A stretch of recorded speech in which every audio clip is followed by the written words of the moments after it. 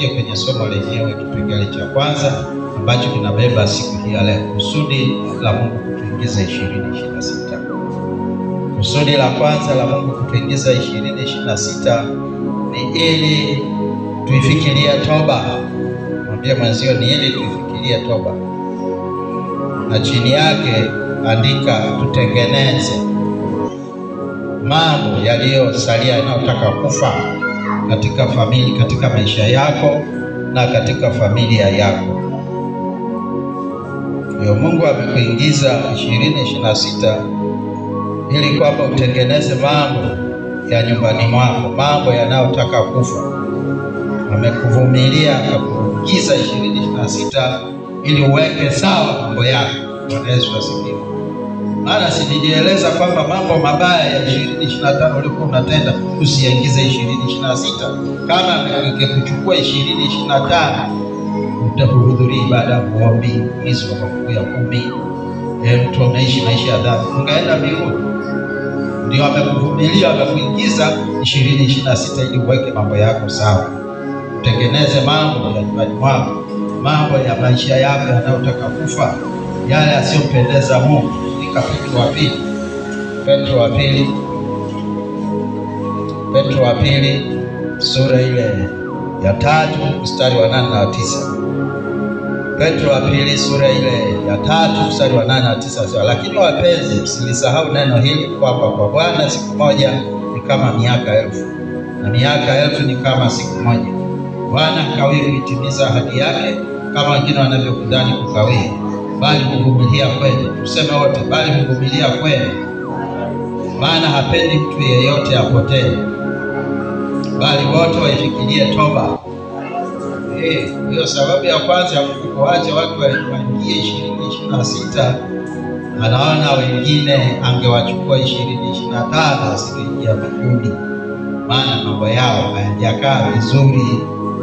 Wanaishi maisha ya Wagalatia wa Galatia 5:19. Yesu asifiwe. Mungu ametoa fursa hiyo ili utengeneze mambo yako ambayo hayako sawa. Lakini kusudi la pili la Mungu kukuingiza 2025 ni ili umzalie matunda. Kama hayo mengine yako vizuri, hakuna salio baya la kuingia nayo 2026, basi Mungu amekuingiza 2026 ili umzalie matunda. Kwa hiyo ukamzalie matunda. Wewe uwekwa hapa uwe jobless, hapana. Umewekwa, umeingizwa 2026 kwa malengo kwamba ukamzalie Bwana matunda. Katika Luka 13 mstari wa 6 mpaka wa 9. Luka 13 mstari wa 6 mpaka wa 9. Lengo la pili la Mungu kukuingiza 2026 ni ili umzalie matunda. Maandiko yanasema hivi, kwa mfano huu akanena mfano huu, mtu mmoja alikuwa na mtini umepandwa katika shamba lake la mizabibu, kaenda akitafuta matunda juu yake asipate. Akamwambia mtunzaji wa shamba la mizabibu, tazama, miaka 3 hii naja nikitafuta matunda juu ya mtini huu, nisipate kitu mkate, mbona hata nchi? Akajibu akamwambia, Bwana, nao hata niutilie samani, nao ukizaa matunda baadaye mema, la usipozaa ndipo ukate. Tuseme wote, nao ukizaa matunda baadaye mema, la usipozaa ndipo ukate. Hiyo ndio sababu ya pili ya Bwana kuingiza 2026 ili umzalie matunda. Na hapa Bwana Yesu alitoa mfano wa mtu mwenye shamba la mizabibu, sio la mtini. Shamba gani? La mizabibu. Kwa hiyo mtini uwepo kwenye hilo shamba la mizabibu ni neema, ni muujiza. Sawa jamani? Yaani ni shamba la mizabibu, lakini peke yako umepanda katika hilo shamba la mizabibu. Na sasa muda wa kutoa matunda, kuzaa matunda umefika. Mwaka wa kwanza yeye aliyekupanda akija haoni kitu, haujaleta mtu hata mmoja kwa Yesu. Hizo mzigo umeleta wakati kwa Yesu tangu tuishie hapo, maana hapo ni shughuli nyepesi. Wewe ukawa unaingia tu peke yako na kutoka peke yako, Januari, Desemba, miaka nenda rudi, wakati umewekwa kwa kazi hiyo ya kumsaidia Bwana. Mwaka wa pili akaja asikute matunda, mwaka wa tatu akaja asikute matunda. Sasa ni mwaka wa 4, anasema mwaka wa 4 sitoi kwa mti ukate, bado ni karibu hata nchi. Ndipo yule mtunza lile shamba akasema, tafadhali usikate mwaka huu, acha nipalilie, niondoe yale magugu yanayofanya unaonyonya afya ya huu mtini ukashindwa kuzaa, alafu nikishaotoa magugu niweke na mbolea, kama kuna kumwagilia maji nayo nimwagilie. Usipozaa matunda mwaka huu 2027 ndio ukate. Na wewe umetamka mwenyewe kwa kurehemu, ukamzalia Bwana matunda, usije ukakata. Bwana Yesu asifiwe. Haleluya. Naandika na Yohana, Injili ya Yohana 15 mstari ule, Injili ya Yohana 15 mstari wa kwanza mpaka wa 8. Ni muhimu na ni lazima, wala sio hiari, kumzalia Bwana matunda. Inasema hivi, Injili ya Yohana 15 mstari wa kwanza mpaka wa 8, nasema, mimi ni mzabibu kwa kweli, na Baba yangu ndiye mkulima. Kila tawi ndani yangu lisilozaa huliondoa, na kila tawi lizaalo hulisafisha ili lizidi kuzaa. Kwa hiyo Bwana Yesu anasema yeye ndio huo mzabibu tuliousoma kule, lakini pia anasema matawi ni wewe na mimi. Tawi linalozaa ndio ambalo atalisafisha lizidi kuzaa, maana yake atalipa grace period, muda wa kuendelea kuishi ili limzalie matunda, lakini kama halizai atalikata. Ninyi mmekwisha kuwa safi kwa sababu ya lile neno nililoambiwa. Leo umetakaswa kwa damu ya Yesu na kwa neno la Mungu. Kaeni ndani yangu nami ndani yenu, kama vile tawi lisivyoweza kuzaa peke yake msipokaa ndani ya mzabibu, kadhalika nanyi msipokaa ndani yangu. Kwa hiyo hapa tunapewa kanuni ya kutuwezesha kumzalia Bwana matunda. Sawa, ukae ndani ya Yesu. Mwambie, ukitaka kumzalia Bwana Yesu matunda, kaa ndani yake. Kukaa ndani ya Yesu ni kulishika neno lake, kuliishi, kulitenda. Kama kuliishi, kulitende, huwezi kumzalia matunda. Mimi ni mzabibu, ninyi ni matawi. Kae ndani yangu nami ndani yake, huyo huzaa sana, maana pasipo mimi ninyi hamwezi kufanya neno lolote. Wewe kaa ndani ya Yesu, kuliishi neno, ndio utamzalia Bwana matunda. Ukiishi maisha ya dhambi, haitajakaa itokee ulete mtu kwa Yesu, na kama bahati mbaya umemleta, ataondoka kesho, kwa sababu utamleta mwenyewe, alafu utamtendesha dhambi wewe mwenyewe na kurudisha nyuma. Mtu asipokaa ndani yangu hutupwa nje kama tawi na kunyauka, watu huyakusanya na kuyatupa motoni yakateketea. Ninyi mkikaa ndani yangu na maneno yangu yakikaa ndani yenu, ombeni mtakalo lolote nanyi mtatendewa. Lakini hapa pia tunapata siri nyingine ya kuishi maisha ya furaha na mafanikio yaliyojaa majibu yanayotoka kwa Mungu, ni kwa kukaa ndani ya Yesu. Bwana Yesu asifiwe. Ni kwa kuyashika maneno ya Mungu. Kaa ndani ya Yesu, kuyashika maneno yake, kiomba lolote utapewa. Kwa hiyo unaweza ukawa unaomba sana upate majibu, kwa sababu nishike neno, ndio utaomba halafu utapewa, utatendewa yote utakayoomba. Hivyo hutukuzwa Baba yangu kwa vile mzaavyo sana, nanyi mtakuwa wanafunzi wangu. Matokeo ya kukaa ndani ya Yesu, matokeo ya kushika neno, ni Mungu atatukuzwa katika maisha yako 2025, lakini pia utazaa sana na halafu utakuwa mwanafunzi wa Yesu. Kwa hiyo lengo la Mungu kukuingiza 2026 ili umzalie matunda. Mwambie mwenzio, umeelewa hilo? Jambo la 3, Bwana Yesu amekuingiza 2026 ili ukaitimilize huduma yako. Andika, ili nikaitimilize huduma yako. Ameniingiza 2026 ili niitimilize huduma yako. Kolosai 4:17. Bwana Yesu amekuingiza 2026 ili uitimilize huduma yako. Kuitimiliza maana yake ni kuikamilisha, kuifanya katika viwango vya matarajio yake Bwana Yesu. Katika Kolosai 4:17 inasema hivi, mwambie Akipo, tuseme wote, mwambieni Akipo Iangalie sana huduma ile uliopewa katika Bwana ili uitimilize. Kuna huduma ambayo umepewa katika Bwana, unatakiwa ufanye nini? Uitimilize. Wewe umepewa kusifu na kuabudu, unakimbia kwaya mpaka inakufa. Angalia, kuna mapigo yatafuata nyuma yake, sawa eh? Kwa hiyo timiliza huduma yako, chochea karama Mungu aliyoiweka ndani yako, chochea huduma Mungu aliyoiweka ndani yako, timiliza huduma yako, na wewe utakapofikia mwisho wa safari yako useme kama Paulo, imani nimeilinda, mwendo nimemaliza, na nimevipiga vita vile vizuri vya imani, na taji nimewekwa mbele yangu. Katika Warumi 12:6 kwa habari ya kutimiliza huduma uliopewa na Bwana. Wewe mwenyewe utaangalia hapa ni huduma gani uliopewa katika Bwana, unaambiwa uitimilize. Maana yake uifanye ile kila siku. Sio mnaua kwaya, sio mnaacha kushuhudia, sio mnaacha kuchochea karama na huduma mlizopewa. Kila mtu raba wake aufanyie kazi ya utimilizi.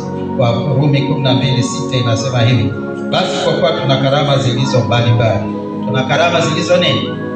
Wewe kuna wajinga anamwangalia huyu kama yeye akufanya na nisifanye. Je, karama yake nyingine na wewe karama yako nyingine, usimwangalie huyo, fanya kila Mungu alichokupa na alichokuitia.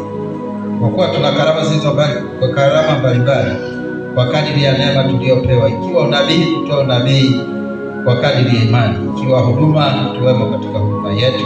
Mwenye kufundisha katika kufundisha kwake, mwenye kuonya katika kuonya kwake.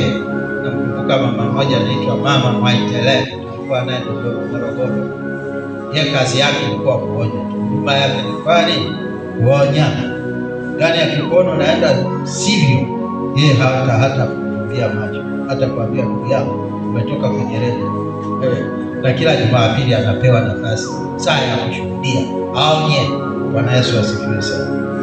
Kwa hiyo mwenye kuonya katika kuonya kwake, mwenye kukirimu kwa moyo mweupe. Wengine wamepewa kukirimu, wafanye hivyo kwa moyo mweupe. Mwenye kusimamia kwa bidii. Kile kumwambia simamia ili jengo lipakwe rangi, na rangi hiyo iliyonunuliwa ili ipakwe inaidiwa yote. Mkija mnakuta rangi yote imeidiwa na jengo halikupakwa rangi, sababu sura yake hafai. Hivyo ukipata kwenye mhusika, ile rangi itapakwa kote, la kwanza na pili. Kila mtu akija anastaajabu, maana anapatikana mwenye huduma yake kusimamia. Lazima kila kitu kiende vizuri. Mwenye kurehemu kwa furaha. Haleluya. Kwa hiyo yako mengi katika Wakorintho wa kwanza 12 mstari ule wa 4 mpaka 11 zinatajwa karama mbalimbali. Kuna karama za ufahamu, karama za kufahamu. Karama za ufahamu ni neno la maarifa, neno la hekima, neno la maarifa na kupambanua roho. Sawa eh? Yule mchungaji aliyetoka hapa vilikuwa vinashuka kwa njia ya karama ya maarifa. Anaona, anasikia vitu vinashuka kutoka mbinguni kwenye karama hiyo, alafu anaambiwa hapa kuna mtu ana shida hii, ana shida hii. Neno la hekima ni kujua ufumbuzi wa kila jambo, kwamba hapa natakiwa ufanye hivi, ukifanya hivi umetoka, umefanikiwa. Bwana Yesu asifiwe. Kupambanua roho ni kujua huyo ananena kwa lugha lakini ni lugha ya mapepo, huyo ananena kwa lugha lakini ni Roho Mtakatifu. Kujua ni roho gani inayotenda kazi ndani ya mtu. Kwa hiyo katika kanisa tusije tukawa tunafurahia watu wanaonena kwa lugha wengine ambao sio lugha za Roho Mtakatifu. Na anasema mtawajua kwa matendo yao. Bwana Yesu asifiwe. Lakini kuna karama za kusema. Karama za kusema ni unabii. Unanena, unakuwa kinywa cha Mungu, anasema na watu direct kupitia kinywa chako. Na kuna kunena kwa lugha, sio huku unaponena wewe, ni kule kwa karama. Alafu nyingine anapewa kutafsiri au huyo mwenyewe anatafsiri. Lakini kuna karama za nguvu, matendo ya nguvu. Karama za nguvu ni imani. Mtu mwenye imani kila kitu kinawezekana. nyenyote hapa mkisema haiwezekani, yeye anasema inawezekana, na kweli. Lakini kuna karama za uponyaji, sio karama za uponyaji. Kwa hiyo wengine wanapewa ponya watu wa maradhi haya, wengine wa matatizo haya, wengine jumla kama ilivyo hospitali, daktari wa magonjwa yote, wengine wa macho, wengine wa tumbo, wengine wa pua na macho na masikio. Basi na katika Kristo Yesu hizo karama zimekaa hivi. Lakini pia kuna karama ya miujiza ya kufufua vilivyokufa. Kwa hiyo mwambie Akipo aiangalie sana huduma ile aliyopewa katika Bwana, afanye nini? Aitimilize. Kwa hiyo timiliza huduma ile iliyopewa katika Bwana. Hizo kwaya zifufuke, hiyo kwaya ifufuke. Leo hawakuimba. Kwa haya hilo ndio salioanzia ambalo ni baya. Salioanzia hilo baya. Tumesema yale mabaya 20-25 usiingie nayo 20-20 na kwa hilo salio la kwaya yaani likimbieni kama ukomo. Maana nakubalije kuingia katika hali ya hofu na hiyo, kuingia 20-26 katika hali ya udhaifu na hiyo? Kwa nini msiuchukie huo udhaifu wenu? Kwa nini msichukie hiyo hali yenu? Na yote chimbuko lake ni kumpenda Mungu. Watu wakimpenda Mungu watajitoa kutumikia. Bwana Yesu asifiwe sana. Kwa hiyo mwambie Akipo aliangalie sana huduma ile aliyopewa katika Bwana itimilize. Aidha natoa maagizo, kila kwaya ambayo ina shida ya viongozi, inakufa kwa sababu ya viongozi hawawajibiki, fanyeni uchaguzi. Bwana Yesu asifiwe. Au niiteni au tufanye nini, nione tufanye uchaguzi tupate viongozi, kwa sababu kulegalega kwa kitu chochote ni tatizo la viongozi. Hata viongozi wakiwa sawa, wakiwa vizuri, mambo yanaenda, lakini viongozi wakiwa hawako sawa, hamna kinachoenda sawa. Mpe mkono mwenzio, mwambie timilize huduma uliyopewa katika Bwana.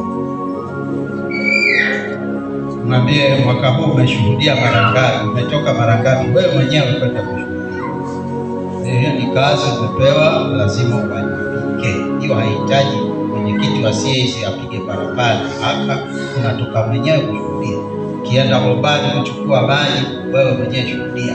Wakati unapika ugali wameingia huku unakoroga ugali, unawaambia Yesu anaokoa. Bwana Yesu asifiwe.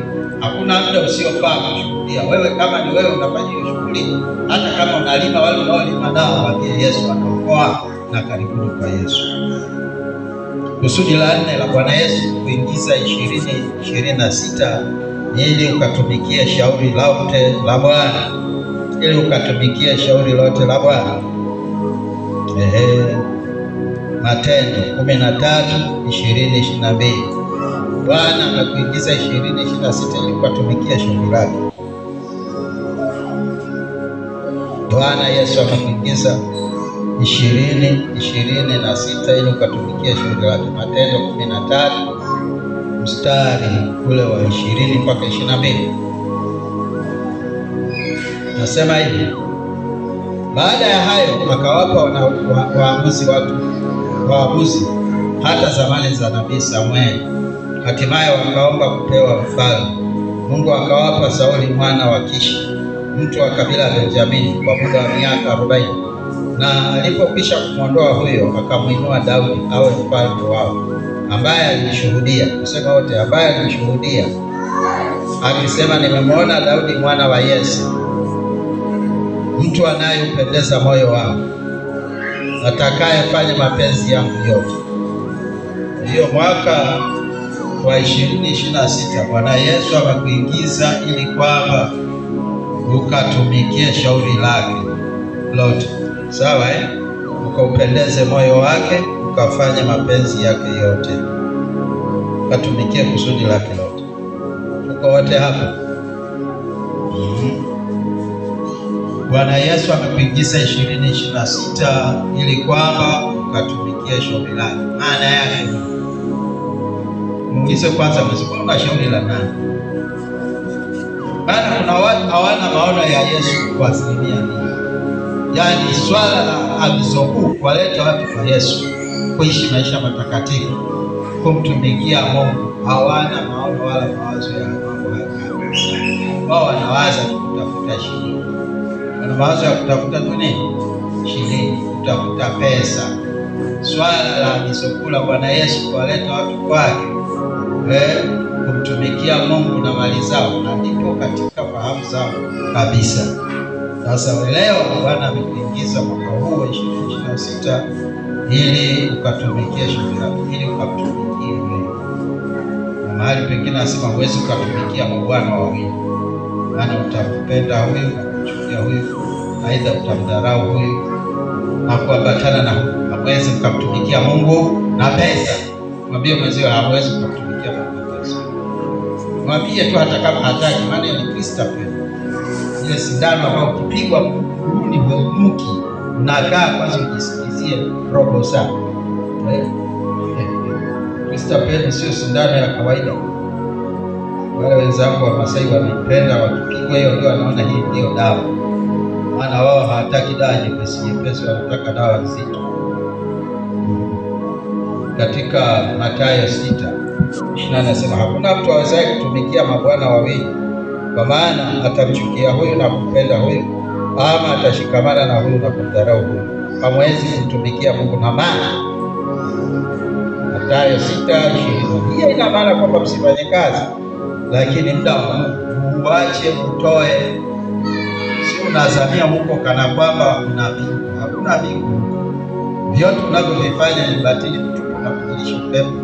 Niacha hapa taenda kama ulivyosema.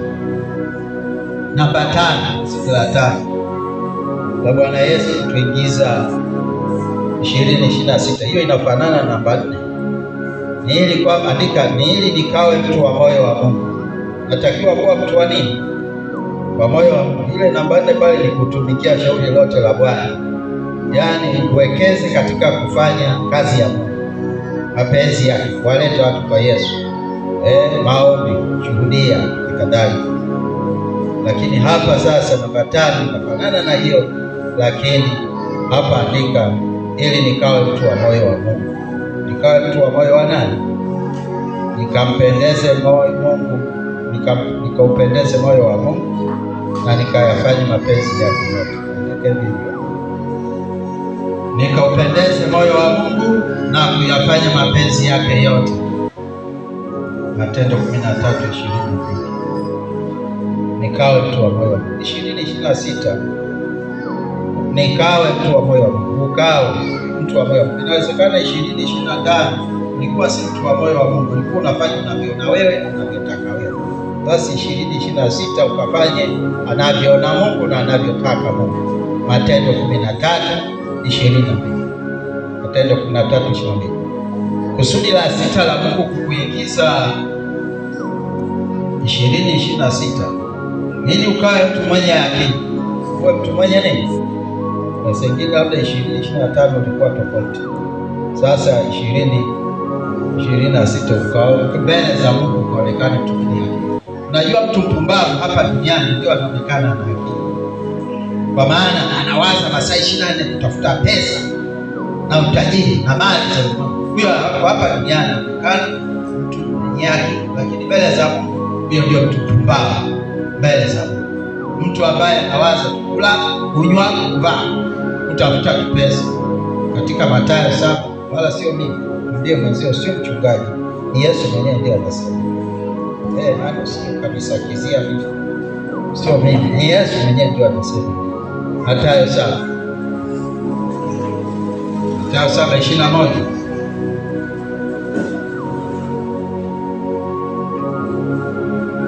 Tuanze 21 mpaka mstari 27. Nasema, si kila mtu aniambiaye Bwana Bwana atakayeingia katika ufalme wa mbinguni, bali ni yeye afanyaye mapenzi ya Baba yangu aliye mbinguni. Wengi wataniambia siku ile, Bwana Bwana, hatukufanya unabii kwa jina lako, na kwa jina lako kutoa pepo, na kwa jina lako kufanya miujiza mingi? Ndipo nitawaambia dhahiri, sikuwajua ninyi kamwe, ondokeni kwangu ninyi mtendao maovu. Sasa tunaingia kwenye sehemu ya jibu la hilo swali. Uwe mtu mwenye akili 2026. Hapa ndio jibu, mstari wa 27. Basi ila asikiaye hayo maneno yangu na kuyafanya atafananishwa na mtu mwenye akili. Kwa sio mimi, ni Yesu ndiye anasema. Anayesikia maneno ya Mungu na kuyafanya anafananishwa na mtu mwenye nini? Mwenye akili, aliyejenga nyumba yake juu ya mwamba. Mvua ikanyesha, mafuriko yakaja, pepo zikavuma zikaipiga nyumba ile, isianguke, kwa maana misingi yake imewekwa juu ya mwamba. Na kila asikiaye hayo maneno yangu asiyafanye atafananishwa na mtu mpumbavu aliyejenga nyumba yake juu ya mchanga. Mvua ikanyesha, mafuriko yakaja, pepo zikavuma zikaipiga nyumba ile, ikaanguka, nalo anguko lake likawa. Ndio mtu mpumbavu yule anayesikia maneno ya Mungu asiyatende, na mtu mwenye akili mbele za Mungu anayesikia maneno ya Mungu na kuyatenda. Na kwa hapa duniani mtu anayesikia maneno ya Mungu hayatendi, anatenda mambo tofauti, ndio anaonekana na akili. Yaani akili ya kutafuta kula, kunywa, kuvaa na kutafuta pesa masaa 24, kutafuta mali za ulimwengu, ndio anaonekana na akili. Lakini yule ambaye anasikia maneno ya Mungu na kuyatenda, kwa wanadamu kwa tabia ya mwilini wanaona huyo mjinga, lakini mbele za Yesu huyo ndio mwenye akili. Tena na siri hapa imefichika. Unaposikia neno la Mungu na kulitenda, sio tu unaonekana mwenye akili. Majaribu yote 2026 utayashinda. Mwambie mwenzio, majaribu yote 2026 utayashinda kwa kusimama na neno la Mungu kulitenda. Kwa hiyo utapigwa chini, utaangushwa kama wewe utasikia na kutenda. Lakini kama utasikia na kulitenda neno la Mungu, hakuna jaribu. Hapa anapoongelea juu ya mvua zikanyesha, gharika ikaja, kapiga nyumba ile isianguke, ni majaribu ya kila aina yatakayokujia 2026. Hakuna litakalo kumoa kwa Yesu. Yote tutayashinda kwa sababu wewe ni mtu ambaye umesimama na neno la Mungu, unaliishi, unalitenda. Kwa hiyo Bwana Yesu anakupigia kifua na kufanyia wokovu. Kwa hiyo ukawe mtu mwenye akili 2026. Jambo la saba, ukanyenyekee, usiinue mabega. Ukanyenyekee maana yake usiinue mabega. Ukiona Mungu anakutumia, usiinue mabega, nyenyekea. Ukinyenyekea ndio Bwana atakuinua. Petro wa kwanza sura ya 5 mstari wa 6 mpaka 11. Ukanyenyekee 2026, ukanyenyekee, usiinue mabega, ndio salama yako. Andika Petro wa kwanza sura ya 5 mstari wa 6 mpaka 11 na Luka 17 mstari wa 9 mpaka 10. Luka 17 mstari wa 9 mpaka wa 10. Nasema, je, atampa asante yule mtumwa kwa sababu amefanya aliyoagizwa? Vivyo hivyo, tuseme wote vivyo hivyo, nanyi mtakapokwisha kuyafanya yote ndiyoagizwa, semeni, sisi tu watumwa wasio na faida, tumefanya tu yaliyotupasa kufanya. 2026 tumeangalia wajibu wa kanisa. Inawezekana wewe ni mmoja wa hao watakaotimiza, na tumeangalia haya yote mpaka sasa tuko kipengele cha 7, kwamba wewe sasa mtu mwenye akili utayazingatia na kuyatenda. Sasa utakapokuwa umeyazingatia kuyatenda haya yote, usiinue mabega, badala yake unyenyekee. Bwana Yesu asifiwe. Useme tu mbele za Mungu, mimi ni mtumwa asiye na faida, kwa sababu nimefanya tu yale ambayo nimeagizwa na Bwana Yesu. Sijafanya zaidi ya vile alivyoniagiza. Bwana Yesu asifiwe. Katika hiyo Petro wa kwanza, faida ya kunyenyekea ni kuinuliwa. Mwambie mwenzio, faida ya kunyenyekea ni kuinuliwa. Katika Petro wa kwanza sura ya 5 mstari wa 6, basi nyenyekeeni chini ya mkono wa Mungu ulio hodari, ili awaongoze kwa wakati wake. Mtu yeyote anayenyenyekea lazima atainuliwa, huku mkimtwika yeye fadhaa zenu zote. 2026, magumu yote, mizigo yote, mtwike nani? Yesu. Usibebe wewe, utaumia, utapata mapresha. Mtwike Yesu, kwa maana yeye hujishughulisha sana kwa mambo yake. Singine ulikuwa unaona Mungu hajali, endeleza mama tumpe hapo, kwamba Mungu anatenda kwa wakati wake. Yeye yeye anajua mwenyewe atatenda kwa wakati wake. Bwana Yesu asifiwe sana. Yeye anajishughulisha sana kwa mambo yetu, anajishughulisha sana kwa mambo yako, anajua unachohitaji. Bwana Yesu asifiwe. Lakini tunapewa angalizo, mstari wa 8 sema, mwe na kiasi na kukesha, kwa kuwa mshtaki wenu Ibilisi kama simba angurumaye kuzunguka akitafuta mtu ammeze. Kwa hiyo tunatakiwa kuwa na kiasi na kukesha, kwa sababu Ibilisi yuko vizuri wakati wote, anaangalia udhaifu wako na ni wakati gani unatoa nafasi ili aweze kumeza. Bwana Yesu asifiwe. Kwa hiyo usitoe fursa kwa shetani. Katika Waefeso nafikiri anasema msimpe Ibilisi nafasi. Mwambie mwenzio usimpe shetani nafasi. Nanyi mpingeni huyo mkiwa thabiti katika imani, kijua ya kuwa mateso yale yanatimizwa kwa ndugu zenu walioko duniani. Nasikia Mama Sauli, tunatakiwa tumpinge huyo shetani tukiwa thabiti katika nini? Katika imani, tukijua ya kwamba mateso yale yanatimizwa kwa ndugu zetu wengine waliokoka wapi? Hapa duniani. Bwana Yesu asifiwe. Hiyo mistari ya msingi sana, maana kuna watu wamejaribiwa, alafu anafika mahali anasema mimi najaribiwa kuliko Yesu. Wewe acha mambo yako, jaribu haya, haruhusu jaribu zaidi ya uwezo wako, na Mungu amekuona una kilo za kutosha, ndio maana ameruhusu hilo. Lakini fahamu kwamba basi unatakiwa kupinga huyo shetani kwa thabiti katika imani, maana imani inazima mishale yote ya moto ule. Alafu ujue kuwa mateso unayoyapitia na watakatifu duniani wanayapitia, na Mungu wa neema yote, tuseme wote, na Mungu wa neema yote aliyewaita kuingia katika utukufu wake wa milele katika Kristo. Mkiisha kuteswa kwa muda kidogo, watu wanafikiria kwamba ni tambarare, kuna kuteswa kidogo. Ni lazima, maana haya mateso yapo kwa ajili ya kukamilisha wewe. Bwana Yesu asifiwe. Yeye mwenyewe, tuseme wote, yeye mwenyewe atawatengeneza na kuwathibitisha na kuwatia nguvu uwezo, na yeye hata milele na milele. Amina. Bwana Yesu asifiwe.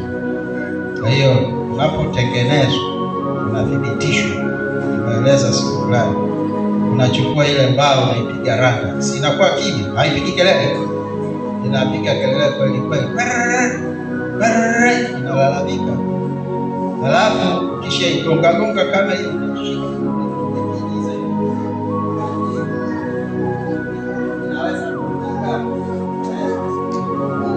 ukishajua kwamba inaweza kutumika, basi ndio inaweka kwenye soko.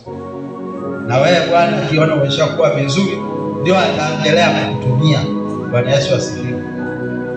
Haleluya. Katika kipengele hiki kuna asili iliyoko katika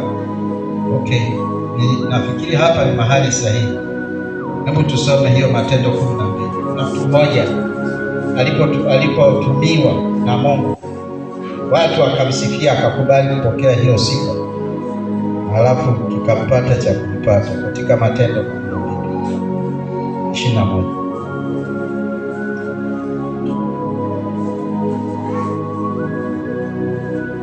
Huyo alikuwa ni Herode. Nianze mstari wa 20, nasema naye Herode alikuwa amewakasirikia sana watu wa Tiro na Sidoni, wakamwendea kwa nia moja, na wakiisha kufanya urafiki na Blasto mwenye kukitunza chumba cha mfalme cha kulalia, wakataka amani, kwa maana nchi yao ilipata riziki kwa nchi ya mfalme.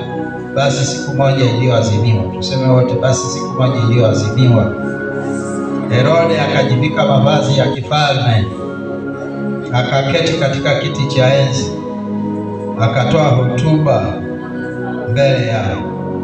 Watu wakapiga kelele wakisema, ni sauti ya Mungu, sio sauti ya mwanadamu.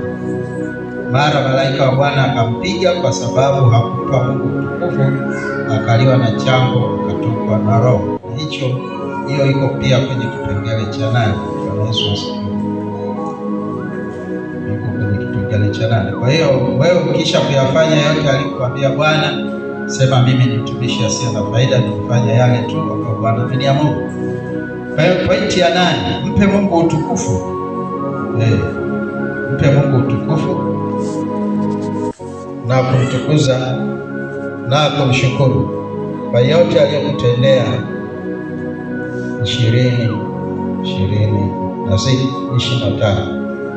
Mpe Mungu utukufu na kumtukuza na kumshukuru kwa yote aliyokutendea na kukuwezesha kuyatenda 2025. Kwa hapa ni swala la kumpa Mungu utukufu. Waweza kuandika Luka 17 mstari wa 11 mpaka 19, na hiyo Matendo 12:21-23. Andika na Zekaria 4:6, si kwa uwezo wala si kwa nguvu, bali ni kwa Roho yangu. Hapa tunaona habari za yule mtu aliyekuwa wale watu wenye ukoma 10 ambao walipotakaswa mmoja alikumbuka kuja kumshukuru Mungu. Kwa hiyo na wewe ukamshukuru Mungu. Kusudi la Mungu kukuingiza 2026 ni ili kwamba ukamshukuru, ukampe utukufu kwa yote atakayoyatenda, ukamtukuze na kumshukuru kwa yote atakayoyatenda na utakayokuwezesha kuyatenda. Luka 17:19. Wametakaswa 11 wamerudi, wakampa Mungu utukufu. Kwa hiyo ukampe Mungu utukufu kwa yote atakayoyatenda 2026 na atakayokuwezesha kuyafanya. Ni Luka 17 mstari wa 11 mpaka 19, Zekaria 4:6, na hiyo Matendo 12:21-23. Yule tunamwona Herode anapigwa chango, anakufa kwa sababu hakumpa Mungu utukufu. Anapokutumia ni jambo la lazima, bila kufanya hivyo hutaendelea. Jambo la 9 na la mwisho, ukawalete watu kwa Yesu. Ukawalete watu kwa nani? Kwa Yesu. Mathayo 28:18-20, Mathayo 28:18-20, Marko 16 mstari wa 15 mpaka 20, Marko 16 mstari wa 15 mpaka 20, na ukamtumikia Mungu na mali zako. Luka 15 mstari wa 3 mpaka 7, Luka 15 mstari wa 3 mpaka wa 7 anasema,